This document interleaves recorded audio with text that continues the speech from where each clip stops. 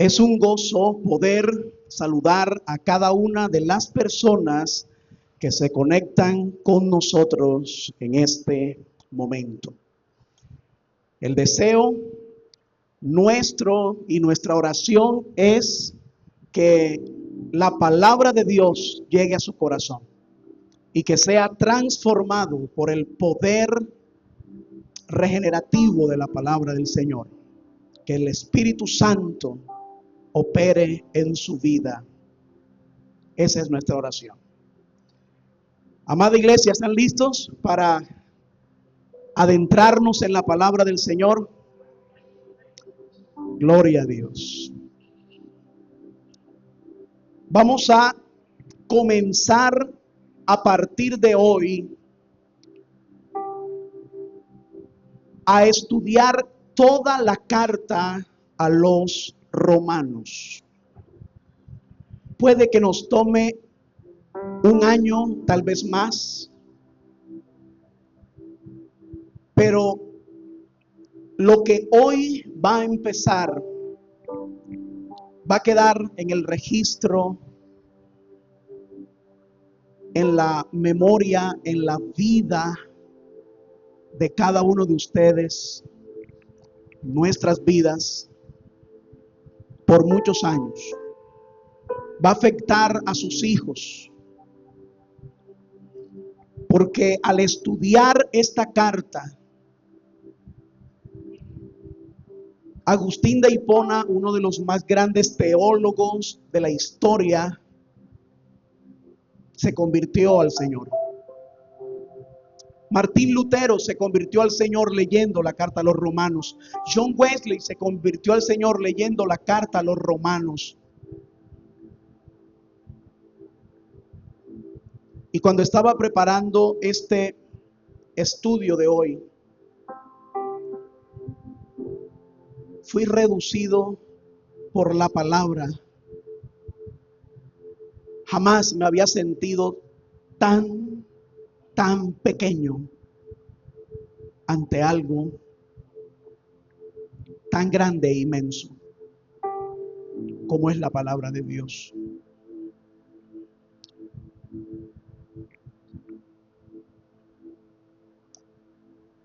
Vamos a buscar Romanos capítulo 1. Y vamos a leer desde el versículo 1 hasta el 7. Hoy vamos a estudiar 7 versículos. Cuando todos lo tengan, por favor, colóquense en pie y leamos juntos la palabra de Dios.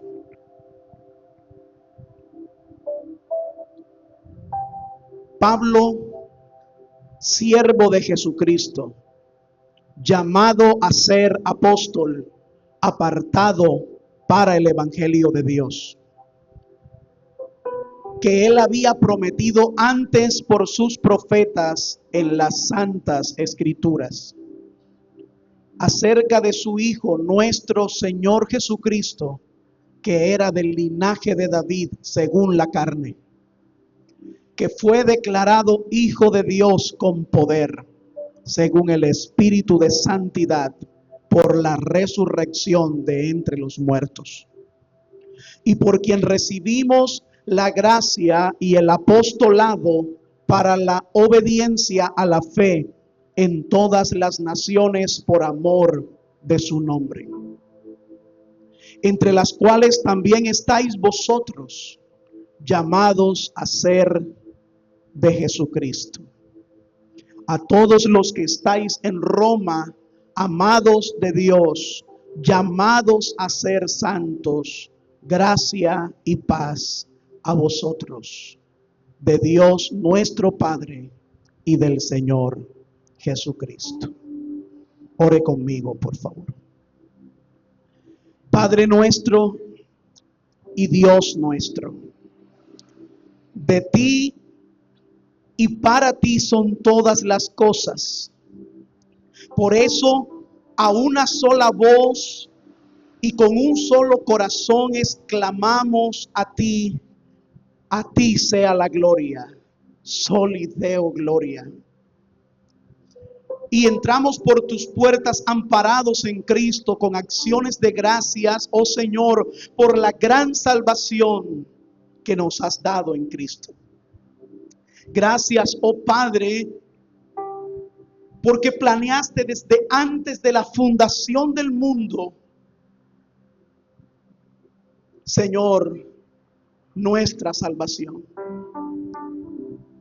Por lo maravilloso que es saber que estábamos en tu mente antes que el mundo fuera hecho. Y que tú nos conocías hasta por nombre y nos amabas. Gracias porque en el cumplimiento del tiempo enviaste a Jesucristo. Gracias porque en la cruz Él dijo, ¿por qué me has abandonado? Para que nosotros estemos acompañados por ti por toda la eternidad. Gracias, oh Señor, porque en el momento apropiado dentro de tu plan y tu propósito, tú nos llamaste. Gracias porque nos justificaste. Gracias, oh Señor, por la gran expectativa que tenemos de verte un día y de ver tu obra un día completada en nuestras vidas.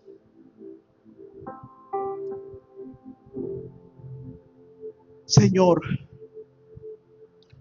abríganos por favor con tu esperanza, con la esperanza, Señor, que tu Espíritu produce en nuestros corazones. Haz cada vez, Señor, completar la santificación día a día, Señor, para que seamos tallados a la imagen de Jesucristo. Ayúdanos, Señor. Ayúdanos a creerte, pero no simplemente a creer en ti, Señor. Ayúdanos a creerte a ti y a vivir para ti en obediencia, porque hasta los demonios creen y tiemblan. A creer en Jesucristo, que no solamente es Salvador, sino que también Él es Señor y Él es Rey. Y que reina sobre nosotros. Ayúdanos también, Señor, en nuestra vida. Ayuda a nuestra nación. Oramos como dice tu palabra, Señor, por los que están en eminencia, para que te conozcan, para que transformes sus corazones. Mira las horas oscuras que atraviesa este país. Y te pedimos, Señor, que tu evangelio corra, crezca, sea glorificado, que tu evangelio, Señor, no pare de ser predicado.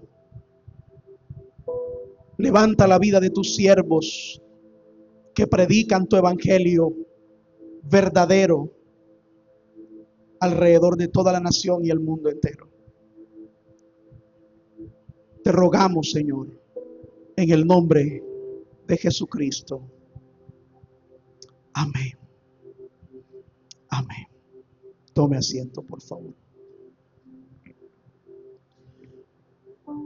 El título del mensaje de hoy es El Evangelio de Dios, prometido, cumplido y anunciado. El Evangelio de Dios, prometido, cumplido y anunciado.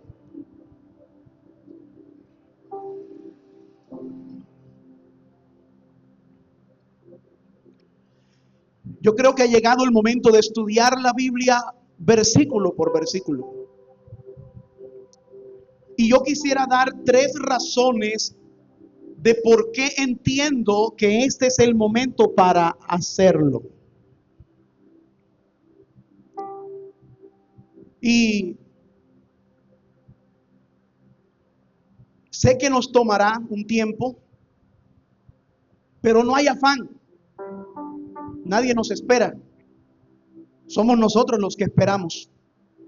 Y esperamos a Cristo. Y si por algún motivo el Señor llegara y no lográramos terminar de estudiar Romanos, no se preocupe que no se habrá perdido de algo tan grande al escucharme a mí, porque estarán frente al Salvador y Él les explicará, el pastor de los pastores, mejor que yo.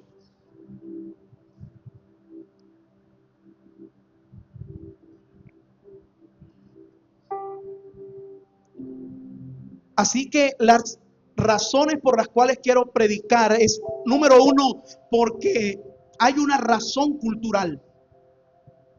La razón cultural es que estamos en medio de una generación posmoderna.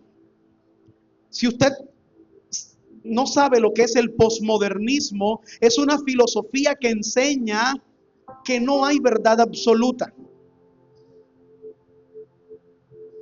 Que lo que importa es el aquí y el ahora. Y que la única verdad que importa es la que tú quieras. La única verdad, dice el posmodernismo, es la libertad. Pero define la libertad como dejar que la gente decida ser y hacer lo que ellos deseen. De modo que hay un problema muy serio en esto. Porque si hay una generación que se caracteriza por cambiar la verdad de Dios, es esta. Y así define Pablo en los Romanos lo que es el pecado. Cambiar la verdad de Dios por la mentira. Y eso es lo que estamos viendo y viviendo hoy alrededor del mundo en la actualidad. Así que he leído ciertos comunicados, tanto de prensa como de algún tipo de leyes, y realmente leí uno que me llamó la atención y es una declaración de que el cristianismo es una amenaza contra la democracia. Y eso se llama cambiar la verdad de Dios por la mentira. No solamente porque Jesucristo es la verdad, sino porque quieren callar a la iglesia. A la iglesia verdadera que habla la verdad de las Escrituras. La que no le conviene al enemigo. Y entonces, si la iglesia se calla, ¿dónde queda la libertad? Cambian la verdad de Dios por la mentira. Y puedes ver esto en todos los aspectos, desde la homosexualidad hasta el aborto. La verdad de Dios está siendo retenida injustamente y está siendo intercambiada. Por eso entendemos que es apropiado iniciar este estudio. Hay también una razón eclesiástica, y la razón eclesiástica, y quiero ser enfático, la Biblia dice en Mateo 24, en la medida en la que pasen los días, el amor de muchos se enfriará.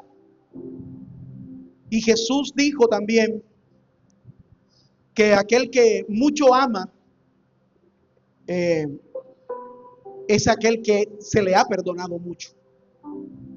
En otras palabras, aquellos que están enfriados en el amor, posiblemente están olvidando lo que le costó a Jesucristo su salvación.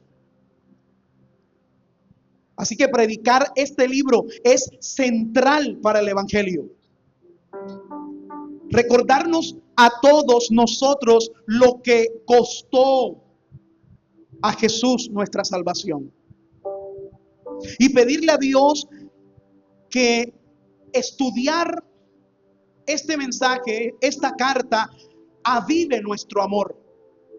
Y que terminemos diciendo como esa mujer, o haciendo lo que esa mujer hizo, bañando los pies de Jesús con nuestras lágrimas y enjugándolos con nuestros cabellos. Al que mucho se le perdona, mucho ama. Y la tercera razón es una razón realmente personal. deseaba, deseaba comenzar a predicar, a enseñar la palabra de Dios, versículo por versículo a la iglesia. He predicado muchos sermones, pero nunca un estudio versículo por versículo de un libro de la Escritura. Ahora, la carta a los romanos básicamente es eso, una carta. Así lo dice el capítulo 16, versículo 22. Léalo conmigo. Romanos capítulo 16, versículo 22 dice: yo, Tercio, que escribí la epístola, os saluda en el Señor. Ahora, cuando él escribía, el mensaje que Pablo le daba, él era el escriba, un hombre llamado Tercio. La carta, él dice allí, cuando escribía esta carta. El autor de la carta es, como vemos, el apóstol Pablo. Y lo vemos en el capítulo 1, versículo 1 que leímos nosotros, donde él dice y se presenta: yo, Pablo. Así que el autor de esta carta es Pablo, y la escribió esta carta a una comunidad de discípulos que residía en Roma, es decir, en la metrópoli, en la capital del imperio.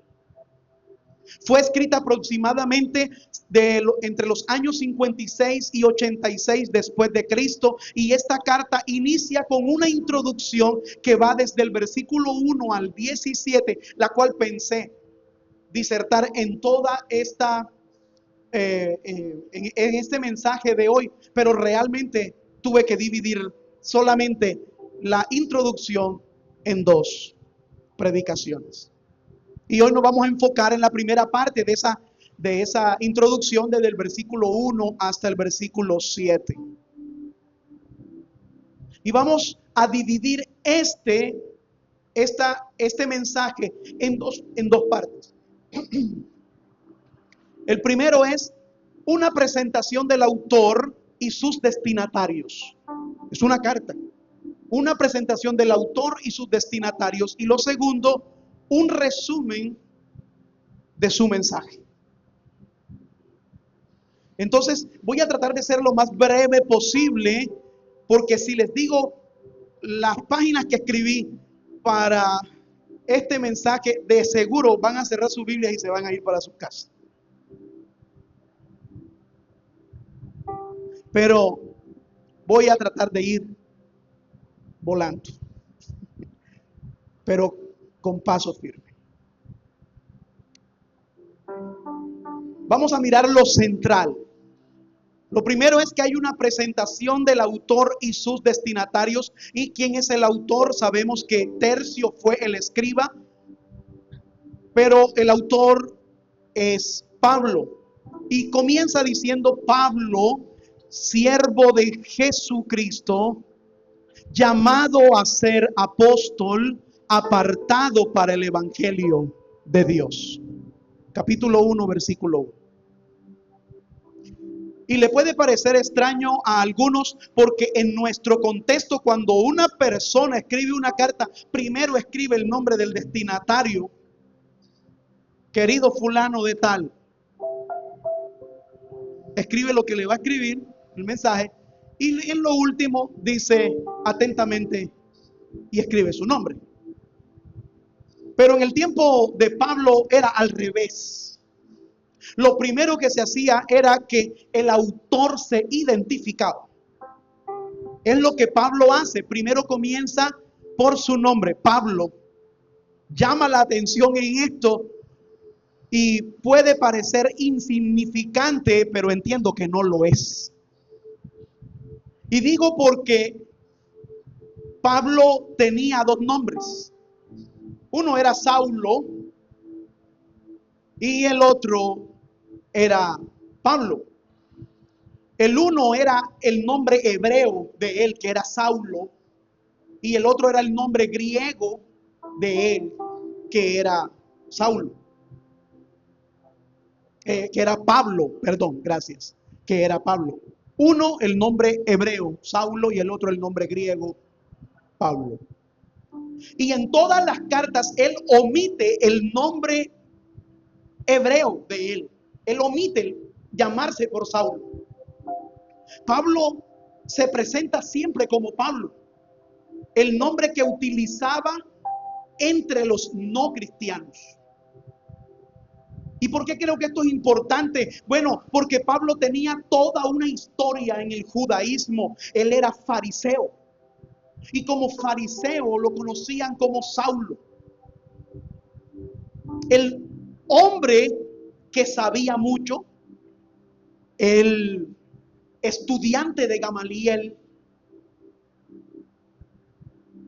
las cartas que firmaban los perseguidores, los altos mandos para perseguir a la iglesia, las firmaban a título de Saulo. Ese era el nombre famoso. Y Pablo agarró el nombre de Saulo y lo tiró por el sifón. Él pudo decir, yo voy a usar mi nombre porque voy a trabajar entre los no judíos. Y posiblemente la razón fue esa. Iba a trabajar entre los no judíos y usó su nombre griego. De hecho, en todas las cartas, él se presentó como Pablo, no como Saulo. ¿Y por qué? Estaba trabajando entre los no judíos. Y aunque el nombre de Saulo le daba reputación, lo dejó a un lado. Usó su nombre menos conocido y de menos reputación. Es como decir, el doctor fulano, y alguien le diga, déjame el doctor a un lado, llámame fulano solamente. Así que Pablo está diciendo, déjame el doctorado para un lado. Llámame simplemente Pablo. Y además del nombre, él presenta tres cosas acerca de sí mismos que la voy a llamar credenciales. La primera credencial que él presenta es Pablo y dice, siervo de Cristo Jesús. Ahí en el versículo 1 está. Y la palabra griega aquí para siervo se traduce literalmente como doulos o doulos, que en griego es esclavo.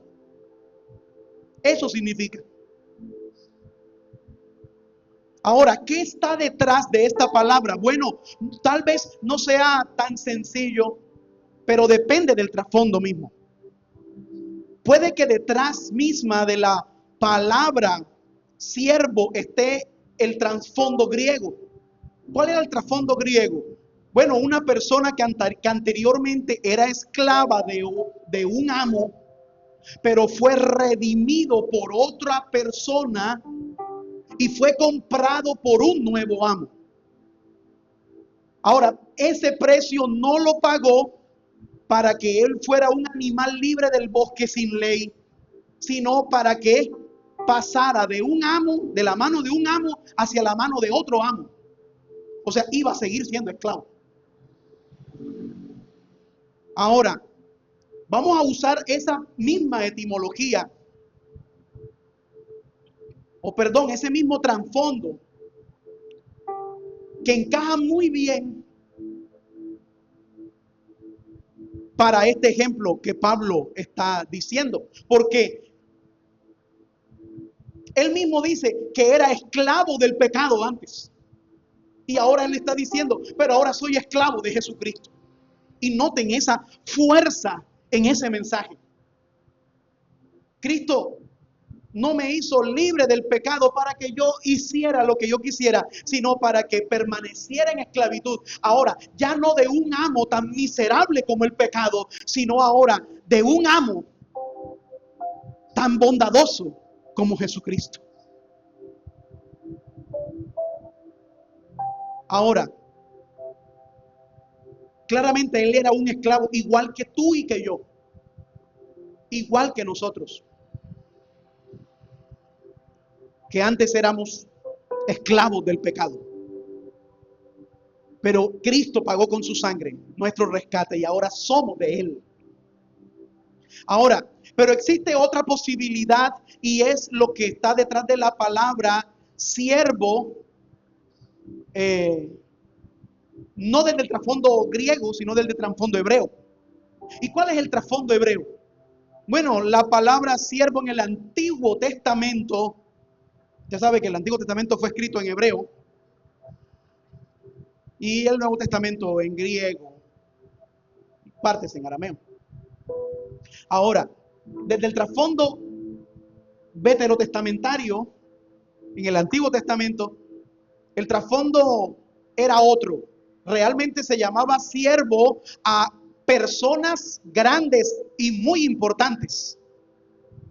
Por ejemplo, Dios llamó a Moisés mi siervo y era un alto honor ser siervo de Dios. A Josué lo llamó mi siervo. Y a muchos profetas los llamó siervo. Ahora, no sé usted, pero muy comúnmente, sobre todo en las iglesias de cortes pentecostales, es una palabra como bastante usada, decir el siervo de Dios. Yo he visto personas subir a las tarimas, a los púlpitos, siendo llamados, vamos, recibamos con nosotros a el gran siervo de Dios, y suben con la cabeza muy erguida, con su pecho muy alto y portando una dignidad veterotestamentaria de la palabra siervo. Tal vez ustedes han oído cuando alguien dice, ¿y usted dónde se congrega? Y de pronto, bueno, se congregaba en otra iglesia, tal vez de pronto en esta no le vayan a decir eso, pero tal vez se congregaba en otra iglesia y que en la otra iglesia muy grande o había muchísimas manifestaciones que hoy por lo general hacen gala de la persona que está detrás de ese nombre, de ese calificativo de siervo, y tal vez dicen, uy, ese hombre es un siervo de Dios, pero dando el realce hebreo, más no el griego. De una u otra manera, las dos formas son ciertas, pero Pablo, lo más probable es que esté usando aquí el idioma griego y esté refiriéndose a esclavo. O sea, el apóstol Pablo no está sacando pecho diciendo soy el siervo de Dios, sino que está diciendo soy un esclavo del Señor. Y hay una diferencia muy grande ahí, monumental. El sentido es que era un escogido de Dios. Ahora, pero el punto final es que a pesar de ser un gran hombre de Dios, al final no era más que esto, un hombre bajo autoridad.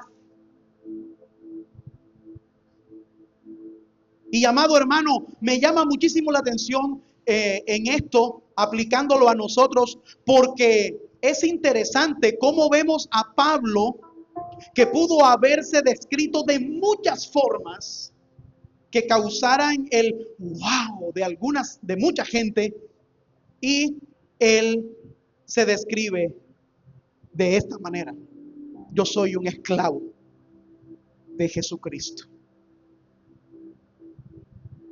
Y nosotros debemos aprender a vernos de esa manera, primero que cualquier cosa. Cuando usted aprende a verse como esclavo de Cristo y usted lo cree, las cosas comienzan a cambiar. Ejemplo, usted me puede decir, pastor, usted no puede hacer esto o algo malo porque usted es pastor. Hermano, usted no puede hacer eso porque usted es un diácono de la iglesia, hermano, usted es un anciano de la iglesia. Usted, hermano, usted no puede hacer esto porque usted es hijo de pastor, porque usted es un servidor. Y resulta que la razón más grande para no hacer lo malo no es la posición de autoridad que tengamos dentro de la iglesia, sino realmente que tú perteneces a un Señor. Y cuando uno pertenece a un Señor, es la voluntad de su Señor lo que está obligado a hacer. O usted se imagina a un sindicato de esclavos marchando, diciendo: hoy no voy a trabajar hasta que no me suban el salario. No lo tenían, no tenían salario. Hasta que no me den una comida mejor, no trabajo. No tenían posibilidad alguna. Eran esclavos. Así que nuestra vida debe hacer lo que Él diga. Ahora, pero Pablo procede con una segunda credencial y después de decir siervo de Cristo, él dice llamado a ser ¿qué? Apóstol. Y la palabra apóstol literalmente significa enviado. Pero hay que aclarar un sentido muy general. Número uno, todos los creyentes somos apóstoles, enviados a predicar el evangelio. No que se sorprende. Sí. Todos los creyentes en sentido general somos apóstoles en el sentido de que somos enviados, comisionados por Dios para llevar y predicar el evangelio. Ahora, hay un segundo aspecto menos general que ese, y es que donde están los misioneros que son designados por una iglesia y sostenidos por ella para enviarlos a predicar el evangelio a una comunidad o una región específica. Ellos son también apóstoles en el sentido de que son enviados. Ahora, la palabra de Dios usa la palabra apóstol de esa manera. ¿Se acuerdan de Epafrodito? En Filipenses, Pablo estaba encarcelado. La iglesia de Filipos se enteró de las necesidades de Pablo cuando estaba preso en Roma y envió a Pablo con Epafrodito una ofrenda para ayudarlo. Y Pablo llama a Epafrodito enviado. O sea, cuando tú lo traduces, es la misma palabra que traduce apóstol.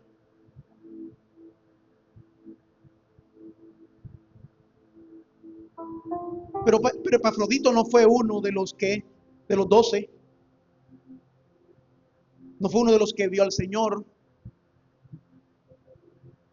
No escribió una carta.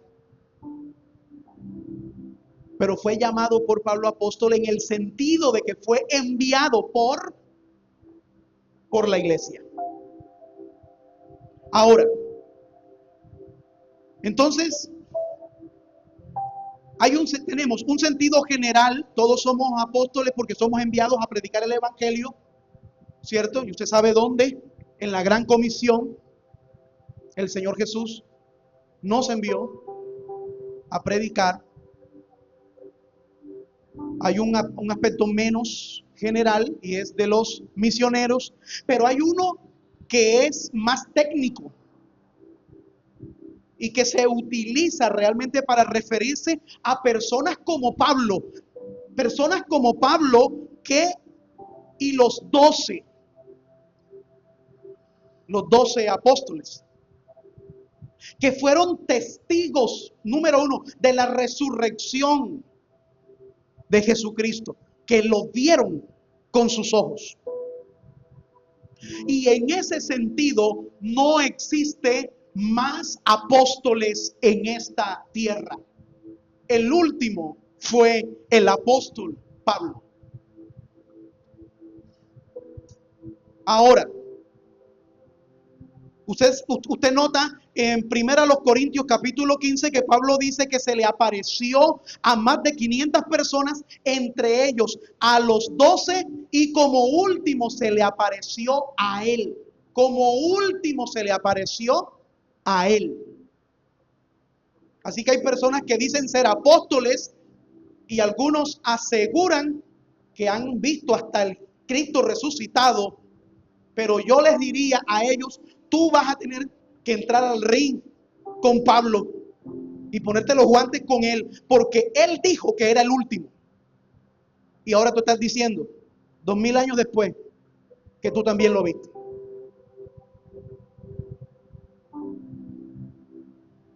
Ciertamente, le creo a Pablo. Pero le digo esto: hoy en día se ha usado de manera errónea el título ese de apóstol, y hay personas que lo usan más como una jerarquía donde Dios no está estableciendo jerarquías. A unos llamó apóstoles, a otros llamó profetas, a otros llamó maestros, a otros llamó pastores, a otros llamó evangelistas. Y amados, el Señor no estaba haciendo una escala, Él estaba designando allí las funciones. Y por lo general lo que uno se encuentra hoy en día es personas queriendo, ya aburridos de ser pastores y queriendo tener un peldaño más en su grado de llamamiento, dicen: es que ahora soy apóstol. Y es todo lo contrario a lo que Pablo hizo, porque Pablo, que sí era un apóstol, prefiere no usar cartas de presentación que lo engrandecieran, sino que toma el nombre que lo engrandecía y lo tiró y se llamó con el nombre más simple, y él lo que dijo fue: yo soy un esclavo de Cristo. Y notan la gran diferencia entre estos apóstoles de hoy y entre el apóstol Pablo. Es muy grande. Ahora, ¿por qué tenían que ver los apóstoles a Cristo? Bueno, porque su predicación se resumía en esto: este Jesús a quien ustedes crucificaron, Dios lo resucitó, del cual nosotros somos testigos. Ellos eran testigos ¿de qué? De la resurrección. Los discípulos, ese era su mensaje: somos testigos que Dios levantó a Cristo de entre los muertos. ¿Y por qué? Porque lo vimos. O sea que Pablo pertenecía a ese círculo que vio a Jesús resucitado. Y Jesús resucitado de manera personal le dijo: ven que yo te voy a dar una tarea, te voy a encomendar para que vayas a los gentiles y prediques el evangelio. Y no solamente con la autoridad de Cristo, sino con la inspiración del Espíritu Santo. Porque los apóstoles se les prometió que ellos serían guiados a toda verdad. ¿Por quién? Por el Espíritu Santo. Y por esa razón tenemos el Nuevo Testamento.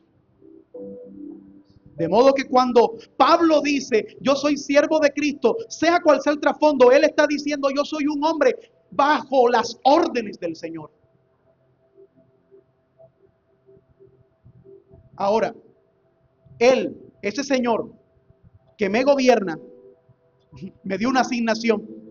Y el mismo Pablo dijo, Pedro, el mismo apostolado que funciona en Pedro para la circuncisión, pues ha sido delegado en mí para la incircuncisión. Pedro le va a predicar a los judíos, yo le predicaré a los gentiles. Ahora, la tercera credencial que él usa en el versículo 1 es apartado para el evangelio de Dios. Entonces, como apóstol, su tarea, él había sido apartado para el evangelio. En otras palabras, como apóstol, Dios había dicho, vamos a apartarte para que hagas otra profesión. Ya no vas a desarrollar tu profesión, ahora vas a ser apóstol. Y me encanta esto porque al estudiarlo, Pablo siempre fue un apartado. Ustedes saben lo que eso significa. Por ejemplo, Pablo era fariseo. ¿Y saben lo que traduce fariseo? Separado o apartado.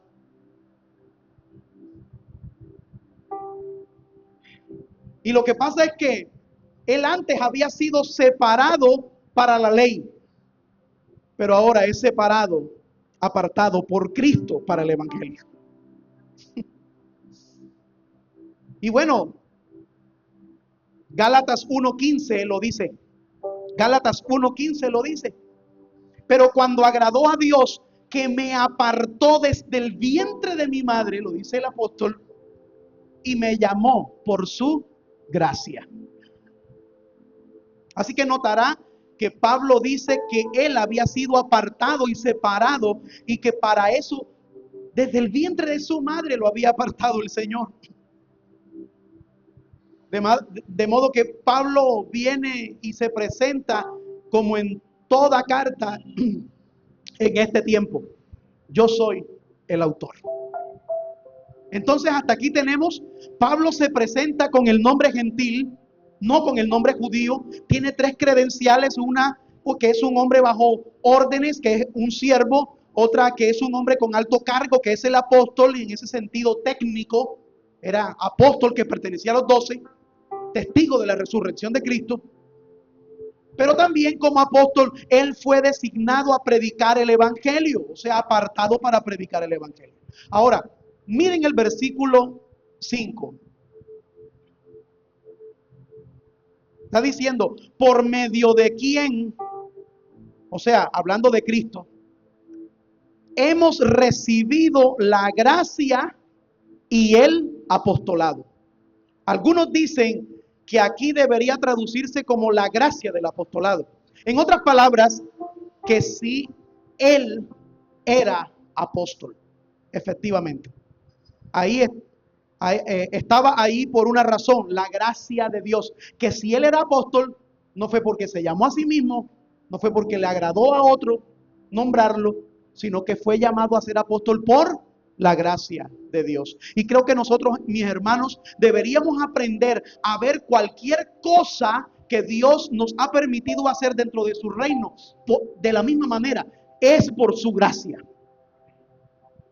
Es más, yo mismo me veo y conociéndome a mí mismo, siempre digo, Señor, no voy a decir que te equivocaste porque tú no te equivocas, pero si yo hubiera estado en tu lugar, yo no me hubiera escogido. Yo no hubiera escogido un hombre como yo. Ahora, Dios nos conoce más. Es más, lo conoce a usted más que a usted mismo.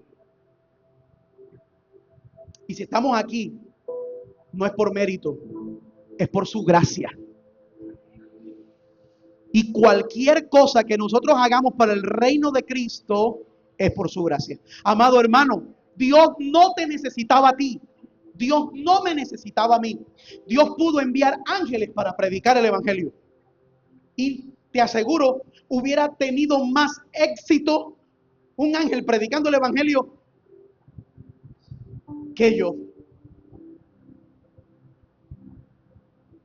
Más audiencia, más poder, más luz, más grandeza.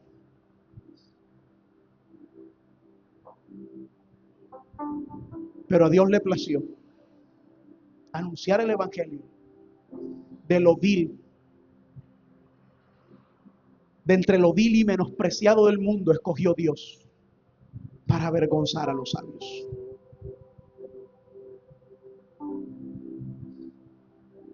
Ha escogido a personas redimidas para llevar el mensaje de redención.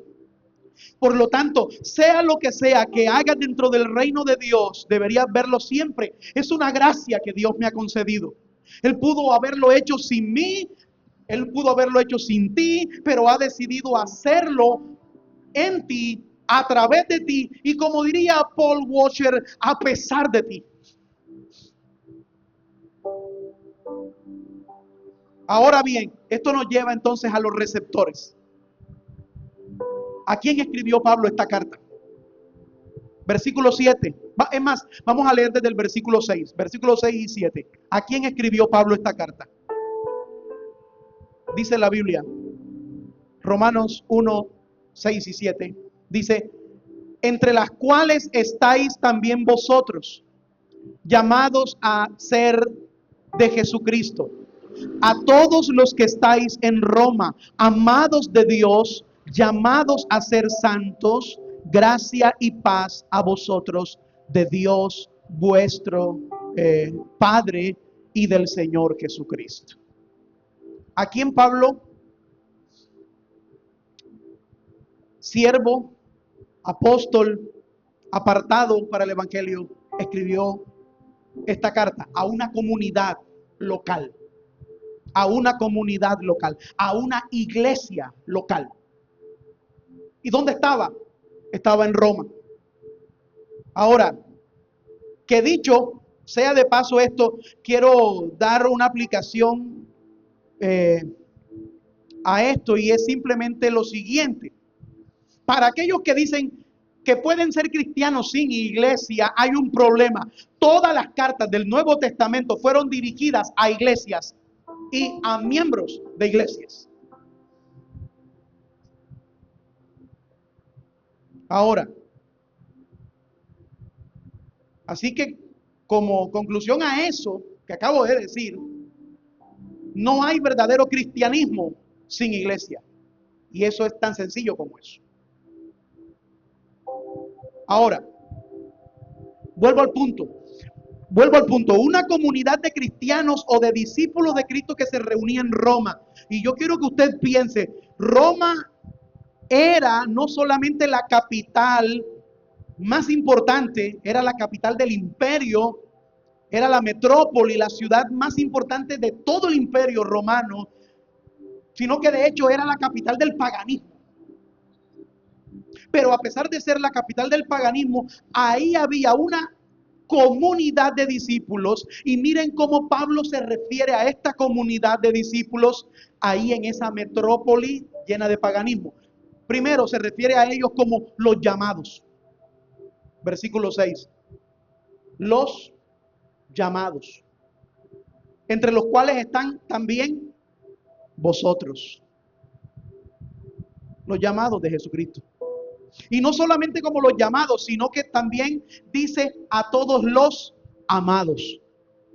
Llamados y amados. Amados de Dios. No solamente habían sido llamados eficazmente para venir a los pies del Señor, sino que habían sido también amados por Dios. Y digo habían sido amados por Dios porque si usted sigue leyendo la carta, notará que este amor de Dios por sus hijos, por su iglesia, no comenzó en el tiempo. No comenzó en el tiempo. No es un romance que se encontraron y Él te encontró por primera vez, te vio y te amó cuando te vio. Cuando vio tus actitudes, cuando vio tu carácter, cuando vio tu rostro lindo, cuando vio tu caminar elegante. No. Ese amor no nació sino antes de la fundación del mundo. Antes de la fundación del mundo. Tú estabas en la mente de Dios. Ahora, igual que cuando yo me enteré por primera vez que iba a ser papá. Y fue interesante experimentar lo mucho que yo amaba a ese pequeño ser antes de que naciera, antes de conocerlo, antes de verlo. Todavía no sabía si era hembra o si era varón. Pero lo que sí sabía era que lo amaba y no lo conocía. Y cuando digo no sabía si era hembra o varón, ustedes saben perfectamente que solamente hay dos sexos y solamente hay dos géneros en la Biblia. Pero yo no sabía lo que él era. Lo que sí sabía era que amaba a esa personita con la que nunca había hablado, a la que nunca había visto. Ahora, amados, nuestro Dios no nos amó en la concepción. No es ni siquiera el mismo plano humano. Antes de formar vida en el mundo, antes de formar la materia, Él nos amó. Por algo quiero decir esto. El punto es que amaba el Señor a estas personas desde antes de la fundación del mundo, como te ama a ti. Amados,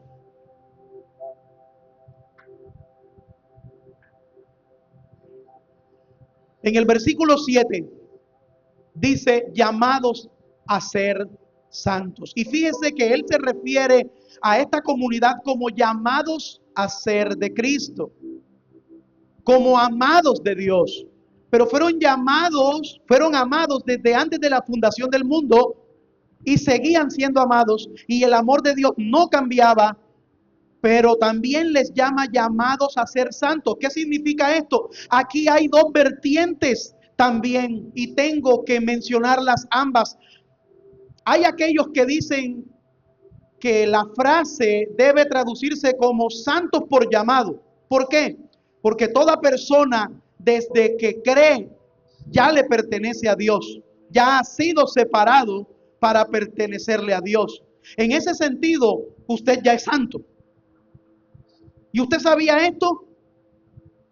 A eso se le llama santificación posicional en teología. ¿Cómo así? Desde que usted creyó, usted pasó a ser posesión de Dios. Ya usted es santo. Algunos que dicen que a esto que se refiere aquí es cierto, a otros dicen que no.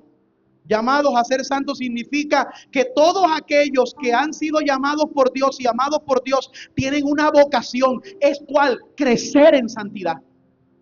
En otras palabras, hay personas dicen salvo siempre salvo. Y ahora usted ha oído eso, me imagino. Ahora, yo soy de los que creo, y después de analizar y estudiar esta carta, estoy más convencido, la salvación no se pierde. Yo creo en eso. El que comenzó la buena obra la terminará hasta su venida, hasta el fin. Depende de él. Sin embargo, salvo siempre salvo, si usted cree que significa, por ejemplo, que hizo una decisión por Cristo y ahora puede vivir como un Lucifer Junior.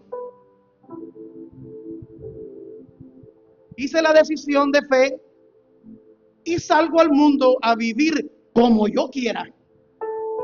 Entonces usted se equivocó. ¿Por qué? Porque todo aquel que ha sido llamado por Cristo y amado por el Padre tiene una vocación. ¿Cuál es esa vocación? Mostrar lo que es Él. ¿Y qué es lo que es Él? Santo. Y usted es santo en el sentido posicional. Y si es santo en el sentido posicional, viva como santo. ¿Por qué? Porque Pablo dice en Romanos capítulo 8, a los que predestinó, o sea, a los que llamó, justificó, a los que justificó, se me olvidó el orden, pero a los que justificó, eso llamó, a los que llamó, a esos predestinó. Cuando dice a los que predestinó, dice ¿para qué?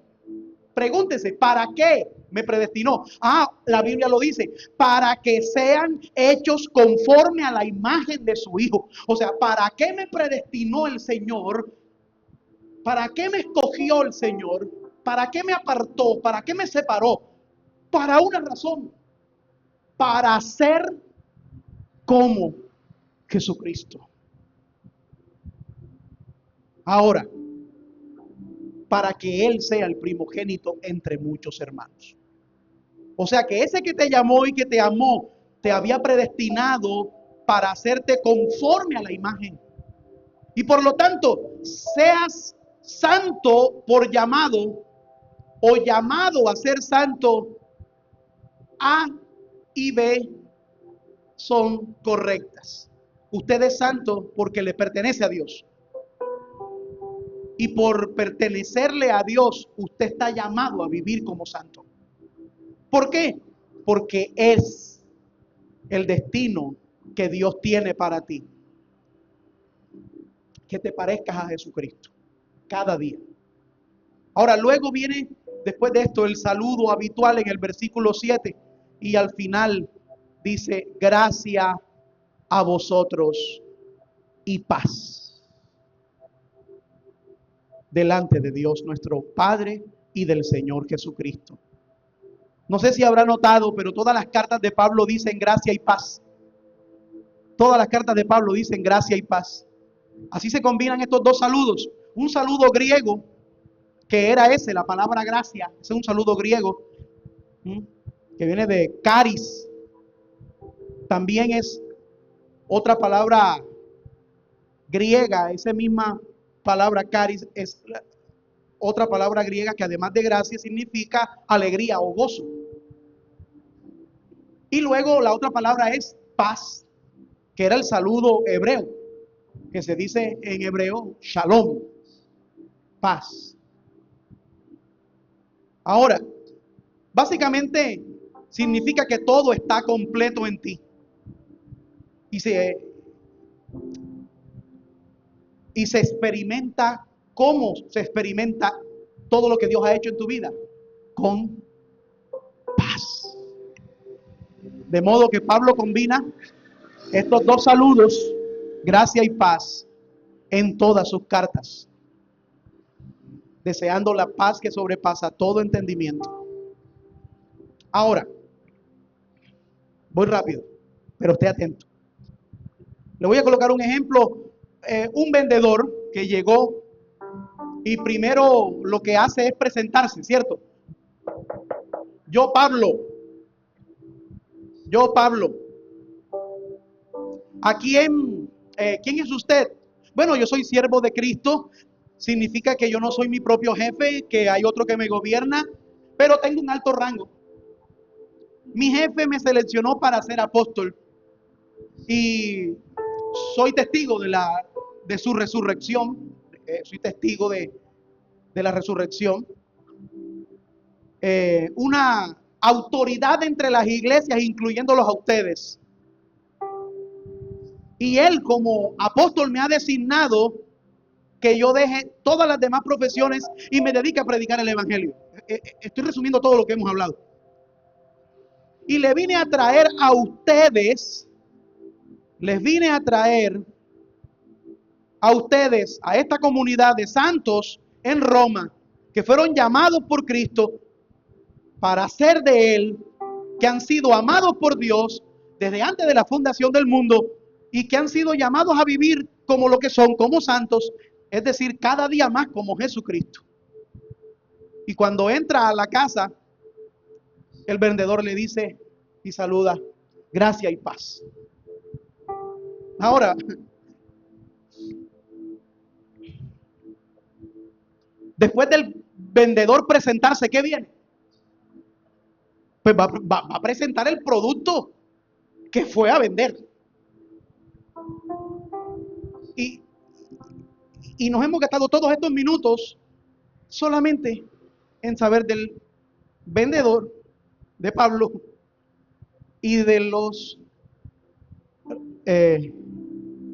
remitentes, o a los que fue a venderles a los discípulos, a los amados que se reunían en Roma. Ahora, el presentar el producto que está ofreciendo, la única diferencia es que el producto que Pablo está ofreciendo es el producto más valioso y más importante de todo el universo, y con un ingrediente: es gratis.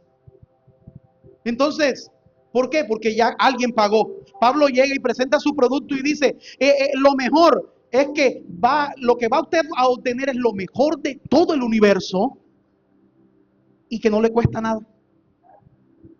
Es gratis. Pero no es gratis porque no haya valido, sino porque otro pagó en tu lugar. Y empieza a presentarle el producto. ¿Cuál es el producto? Bueno, versículo 1. Vaya conmigo otra vez. Apartado para el evangelio de Dios. Ya estudiamos apartado dentro de las cartas y las credenciales de Pablo, pero ahora ya vamos a estudiar la parte que sigue. ¿Para el evangelio de quién? De Dios. El producto que está trayendo, ¿cuál es? El evangelio. El evangelio. Y bueno, la definición clásica de evangelio son las buenas nuevas o las buenas noticias. Y eso significa literalmente, pero tiene un trasfondo cultural. ¿Cuál es? Hombre, cuando un emperador conquistaba o ganaba una guerra, mandaba a un heraldo o un mensajero que pronunciara por todas las calles, ¿verdad?, diciendo a los ciudadanos: ganamos la guerra. Y cuando el heraldo llegaba a la ciudad, empezaba a dar las buenas nuevas, las noticias. Ahora, Pablo dice: mi producto es una buena noticia. Es algo muy bueno lo que vengo a traerles. Ahora, ¿cuál es la noticia? Que Dios, por medio de Jesucristo, ha resuelto el problema humano. Es así de sencillo. ¿Cuál es la noticia que Pablo vino a ofrecer? Y está resumiendo, lo estoy resumiendo aquí en este libro, con base en este libro más bien, pues lo vamos a ver a lo largo de todo el libro al estudiarlo. Por medio de su Hijo Jesucristo y conforme a las promesas del Antiguo Testamento, Él ha resuelto el problema del ser humano. ¿Cuál es el problema? El problema de la injusticia y el problema de la ira de Dios. Y miren conmigo el versículo 18, el 18 de Romanos 1. Porque la ira de Dios se revela desde el cielo contra toda impiedad e injusticia de los hombres, que con injusticia restringen la verdad.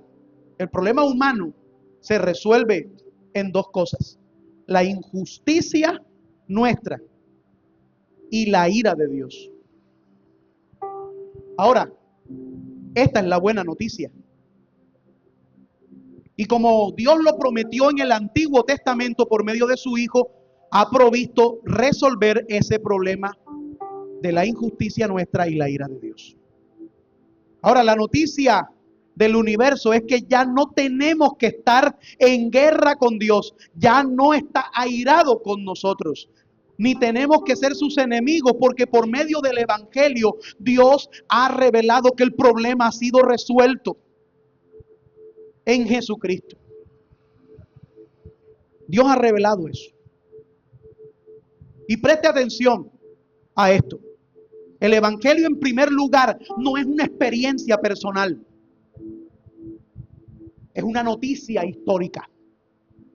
Porque muchos han malinterpretado el evangelio creyendo que el evangelio es: yo sentí, se me espelucó el cuerpo, sentí una debilidad en las piernas, Mira cómo se me paran los vellitos y creen que ese es el evangelio. Un sentir. Y mientras usted piense que el evangelio es un sentir, usted va a estar frustrado porque el día que usted no sienta, usted no tendrá evangelio. Y se desanimará. Y dirá, Dios me dejó. Ya no tengo comunión con Dios. Dios no está cerca de mí. Dios me abandonó. Y ese no es el evangelio. El evangelio no es un sentir personal. El evangelio es una noticia histórica. Nótelo. ¿Y por qué dice esto?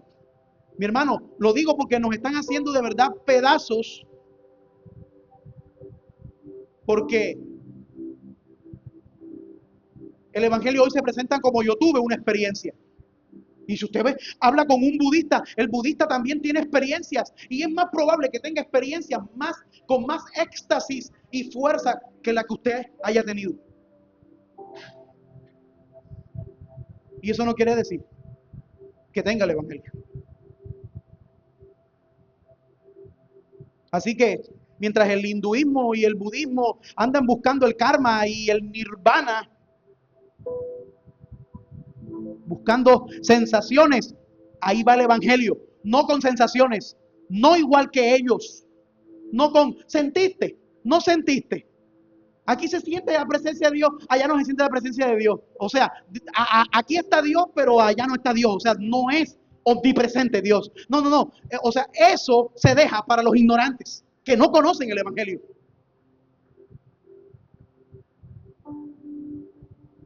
Pero mientras el hinduismo anda buscando experiencias, el cristianismo va adelantando, diciendo, les anuncio una noticia histórica. La noticia es, Cristo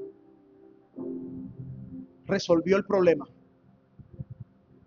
de la ira de Dios, rebelándose contra la impiedad del hombre. Ahora,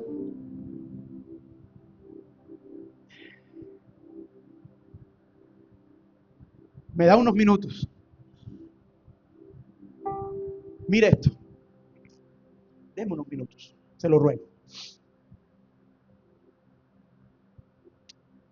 Él resume el evangelio en varias características. En el verso 1 dice, apartado para el evangelio de Dios. ¿El evangelio es de quién? De Dios. No traído por quién, por ningún humano, sino por el evangelio es divino. Dígalo conmigo, el evangelio es divino. Es de Dios. John Stott dijo lo siguiente: esta sigue siendo la primera y más básica convicción que sustenta la evangelización auténtica, lo que compartimos con otros. No es el conjunto de especulaciones humanas ni una religión más, es más bien el evangelio de Dios, las buenas nuevas de Dios para un mundo perdido. Sin esa convicción, la evangelización queda vacía, sin contenido, sin propósito, sin impulso. Número 2. El evangelio, Pablo dice que es un evangelio antiguo. Versículo 2 dice que él ya había prometido por medio de sus profetas en las santas escrituras. ¿Lo había prometido por medio de quién? Sus profetas. ¿A través de quién? En las santas escrituras. ¿Dónde? En el Antiguo Testamento. Así que, mi hermano, da la impresión como que Pablo estuviera predicando algo novedoso, pero no. El evangelio es el cumplimiento de todas las promesas que están hechas. ¿Dónde? En el Antiguo Testamento. Y la primera promesa, ¿dónde fue hecha? Justo al pie de la caída del hombre. Tenemos el protoevangelio. Génesis capítulo 3, versículo 15. Inmediatamente el hombre cae. Inmediatamente anuncia Dios el evangelio. ¿Vendrá quién? Tú. A la serpiente le dice, tú morderás en el calcañar, pero la simiente te pisará en la cabeza, te aplastará la cabeza.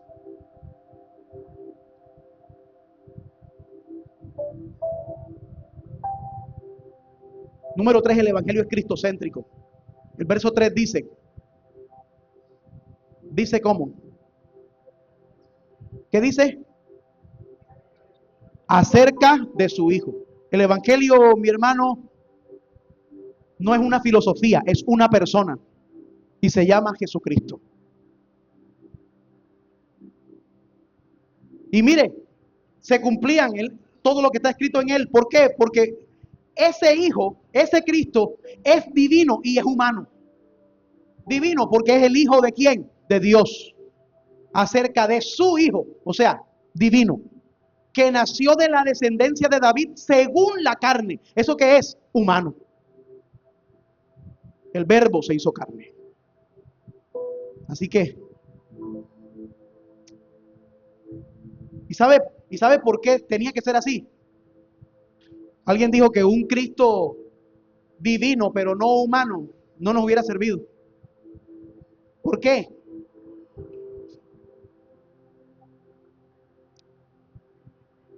Porque si Cristo fuera Dios y no hombre, no podía hacer en nada en nuestra ayuda, en nuestra representación. O dicho de otra manera, la razón por la cual Jesús te entiende en tus luchas es porque Él se hizo hombre. ¿No lo dice Hebreos 4:14, 4:15? Porque no tenemos un sumo sacerdote que no pueda compadecerse de nuestras debilidades, sino uno que fue tentado en todo según nuestra semejanza, pero sin pecado. Y amados, Él no fue declarado hijo de Dios. No fue declarado hijo de Dios en el momento de su resurrección. Él ya era hijo de Dios. El momento de la resurrección sencillamente fue el momento en el que todos públicamente y visiblemente dijeron y pudimos decir, es verdaderamente el Hijo de Dios. Y notamos al Hijo de Dios humillado viniendo primero, pero después exaltado. ¿Y exaltado por qué? Por la obediencia que tuvo. La obediencia. Mi hermano, hay una exigencia en el Evangelio: ser obedientes. Número 4, el Evangelio es universal, por medio de quien hemos recibido el apostolado para promover la obediencia y la fe entre todos los gentiles. Mire que también el apóstol Pablo lo dijo: no me avergüenzo del Evangelio de Dios, pues es poder de Dios para salvación al que cree, al judío primeramente y también al griego. Así que, mi hermano, el Evangelio es universal. Así que debemos predicar el Evangelio. 5, el Evangelio es demandante. Y permítame dos nada más, dos conceptos. El Evangelio es demandante. Versículo 5. Por medio de quien hemos recibido la gracia y el apostolado para promover la obediencia a la fe.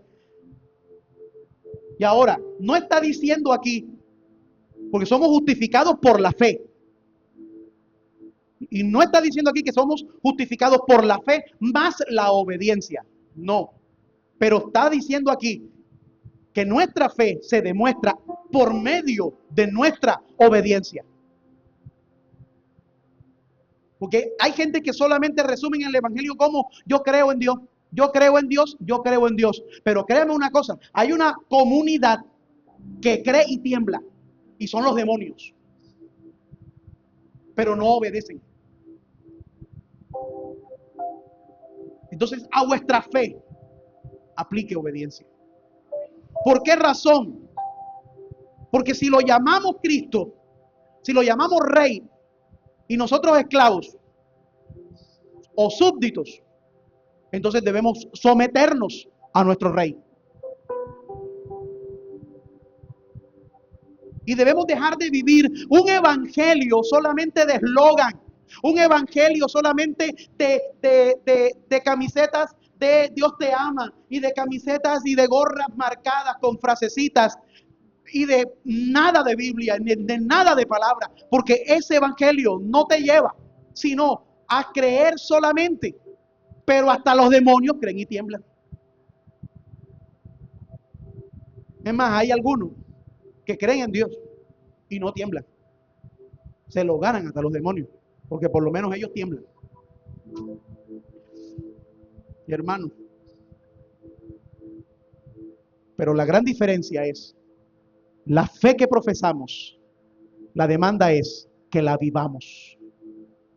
Que la vivamos. Porque todos pueden decir yo creo, pero no todos. Y acuérdese que el Señor Jesucristo le dijo a un grupo: no los conozco. Apartaos de mí, no los conozco.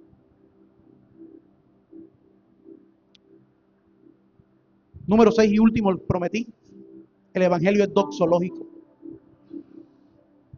Dice, versículo 5, por medio de quien hemos recibido la gracia y el apostolado para promover la obediencia a la fe entre todos los gentiles por amor a su nombre. Mi hermano, en otras palabras, cuando Pablo llegaba a una casa y decía, soy el vendedor fulano, vendo este es mi producto, el evangelio, empieza a describir el evangelio de Dios que está enraizado en la Biblia. Es el evangelio de Dios. Trata de la persona divina de Jesucristo, que es divino y humano. Lo que Dios hizo con él. Y la buena noticia de esto es para todos, que es para todos, es universal. Pero demanda que lo crean y lo obedezcan. Y al final dice, el propósito es ¿cuál? Por amor a su nombre. El propósito es que Dios sea glorificado. Que Dios sea glorificado. Mi hermano, en la actualidad hay gentes que viven más en un evangelio antropocentrista. Eso es lo que vemos. Prenda el televisor, busque canales, visite alguna que otra iglesia no bíblica. ¿Y qué se va a encontrar? Hombres predicando de sí mismos. Pero el evangelio no es para exaltar a hombres, es para exaltar a Dios. Por eso dice la Biblia en Filipenses 2:9, por lo cual Dios lo exaltó hasta lo sumo y le dio un nombre que es sobre todo nombre, para que en el nombre de Jesús se doble toda rodilla y toda lengua confiese que Jesucristo es el Señor, para gloria de Dios Padre. Así que, hermanos, debemos exaltar en todo a Dios. Y usted dirá, pero eso no es egoísmo. Seguro. O sea, Dios hace todo eso y todo lo que busca es su propia gloria. ¿No es eso egoísmo? Le digo, no. ¿Sabe por qué? ¿Sabe por qué? Porque lo dice Romanos 10. Eso le va a dar la respuesta, vamos. Romanos 10:13. ¿Qué dice? Porque todo aquel que invoque el nombre del Señor será salvo. Entonces, ahí está la respuesta. ¿Por qué Dios busca la gloria en el evangelio? Y eso no es egoísmo. Porque según el texto, la gloria es de ¿quién? De Él. Pero el beneficio es de ¿quién? De nosotros. La gloria es de ¿quién? De Él. Y el beneficio es de nosotros. Le damos a Él la gloria y el Señor dice aquí, nos da su salvación. Así que, amados, o más bien, la salvación es producto de un corazón. La gloria a Dios es producto de un corazón que ha sido salvo. Amado. Así que, termino.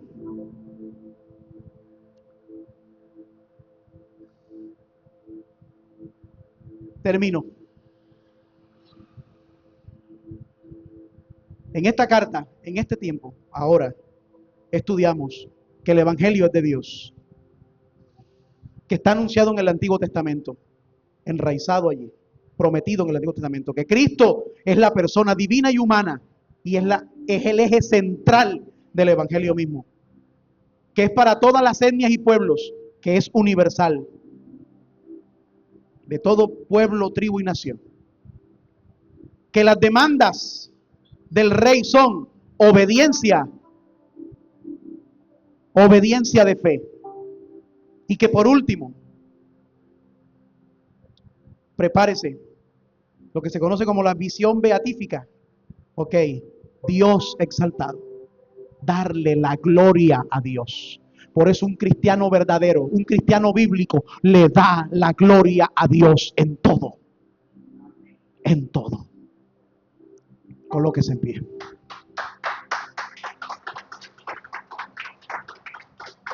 Ore conmigo.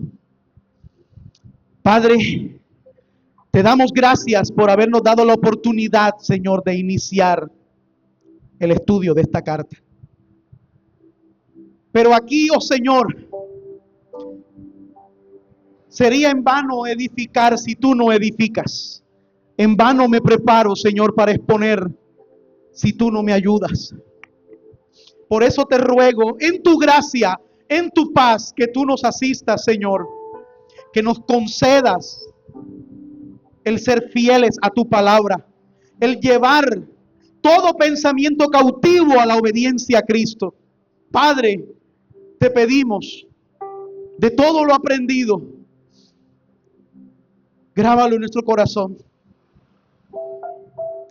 Gracias, Señor, te damos por la más grande noticia del universo, que Jesucristo resolvió el problema de la injusticia y de la ira, y que gracias, Señor, a Él somos llamados para ser conforme a la imagen de Cristo. Te rogamos, Señor, ayúdanos. Y ayuda a todos los creyentes de esta iglesia y a todos los hermanos, Señor, alrededor del mundo que nos están viendo. Ayúdalos a vivir a la altura del llamamiento que les has hecho, que nos has hecho en Cristo Jesús. Y te rogamos por aquellos que no te conocen y que todavía, Señor, no son tus hijos, que tú los traigas a tus pies. Y te rogamos que por los méritos de Cristo, ellos puedan ser salvos en ti. En el nombre de Jesús. Amén. Y amén.